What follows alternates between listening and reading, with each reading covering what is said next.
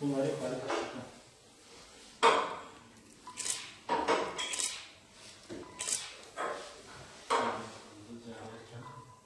Aşı olarak şu an Türkiye'ye öngörülen aşı miktarı toplamda 1,5 milyon adet aşı.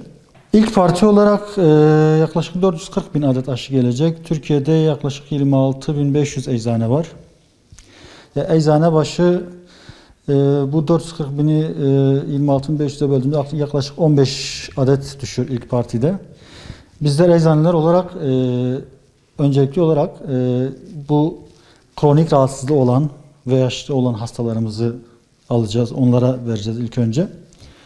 Çünkü halk sağlığı açısından sorumluluk bunu gerektirir. İsim yazdırma hastalarımız ısrar ediyorlar. Hani bizler bunun stoklarının yetersiz geleceğini söylüyoruz.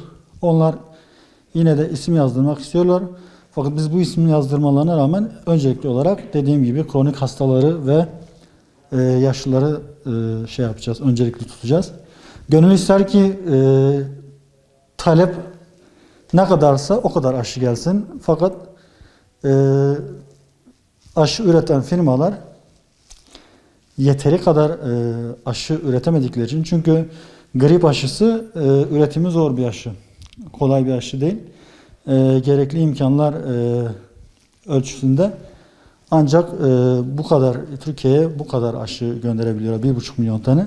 O da dediğim gibi hepsi birden değil. Öncelikle 440 bin adet gelecek. Tabii bu Türkiye Eczacılar Birliği'nin bizlere vermiş olduğu rakam. 440 bin adet gelecek. Daha sonra peyderpey 1,5 milyona kadar tamamlanacak. Hastalarımız şundan endişe ediyorlar. Hani gribe yakalanıp korona zannetme olasılığı var bunun. Veya grip ve koronaya beraber yakalandığında bunun daha zor atlatılma durumu var. Bu çekincelerden dolayı şimdiye kadar hiç olmadığından fazla bir talep var grip aşısına. Bu talebi de maalesef ki gönderilecek aşılar bu aşamada karşılayamayacak. Zaten sonbahar ve kış mevsimi biliyorsunuz insanların soğuktan dolayı vücut dirençlerinin düştüğü dönemler. Bu dönemlerde bu soğuktan dolayı, vücut direncinin düştüğünden dolayı gribe yakalanma olasılığı artıyordu. Bunun üzerine bu sene pandemi süreci, koronavirüs süreci, bir de bu virüsün bulaş riski var.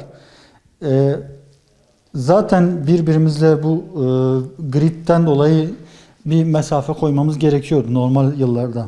Bu sene üzerine koronavirüs eklenince çok daha fazla dikkat etmek gerekiyor.